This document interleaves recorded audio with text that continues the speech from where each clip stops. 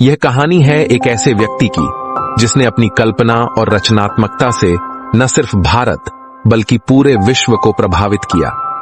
एक ऐसे महान कवि, लेखक और दार्शनिक की जो हमेशा अमर रहेगा, रविंद्रनाथ टैगोर। 7 मई 1861 कोलकाता के जोरासांको ठाकुरबाड़ी में एक बालक का जन्म हुआ जिसका नाम रखा गया रविंद्रनाथ। उनके पिता देवेंद्रनाथ टैगोर एक आध्यात्मिक गुरु और ब्रह्म समाज के प्रमुख थे।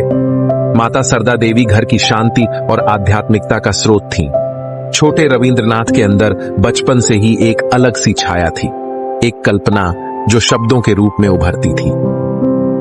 रविंद्रनाथ की शिक्षा घर पर हुई, जहां उन्हें कला, साहित्य और संगीत का ज्ञान मिला।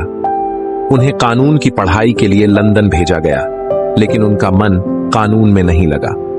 वह भारत लौट आए और अपनी काव्य और साहित्यिक यात्रा शुरू की। रविंद्रनाथ का साहित्यिक सफर एक नई दिशा लेकर आया। उन्होंने बंगाली और अंग्रेजी में लिखना शुरू किया। गीतांजलि एक ऐसी कविता संग्रह बनी जिसने उन्हें 1913 में नोबेल पुरस्कार दिलाया। वह नोबेल पुरस्कार जीतने वाले पहले भारतीय थे। रविंद्रनाथ ने काबुलीवाला, चोखेर बाली और घरे बायरे जैसे अमूल्य उपन्यास लिखे, जिनमें मानवीय भावनाओं और सामाजिक व्यक्तित्व की गहराई दिखाई गई।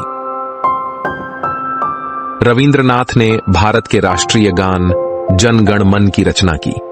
बांग्लादेश का राष्ट्रीय गान आमार सोनार बांग्ला भी उनकी कलम का कमाल है। वह एक विश्व नागरिक थे जो हमेशा शांति और मानवता का संदेश देते रहे। उन्होंने शांति निकेतन में विश्व भारतीय विश्वविद्यालय की स्थापना की, जहां विद्या और संस्कृति का मिलन होता है।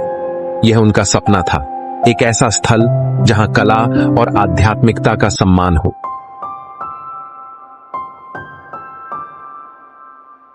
जीवन के अंतिम वर्षों में उन्होंने चित्रकला की तरफ रुख किया। उनकी पेंटिंग्स भी उनकी कविताओं की तरह उनकी विचारधारा को दर्शाती हैं।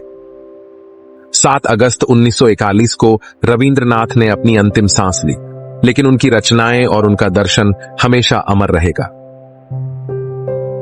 रविंद्रनाथ टैगोर सिर्फ एक नाम नहीं, एक विचार है, एक ऐसी किरण जो अंधकार में रोशनी का प्रकाश देती है। वह हमें सिखाते हैं कि मानवता और शांति का संदेश हमेशा जिंदा रहना चाहिए।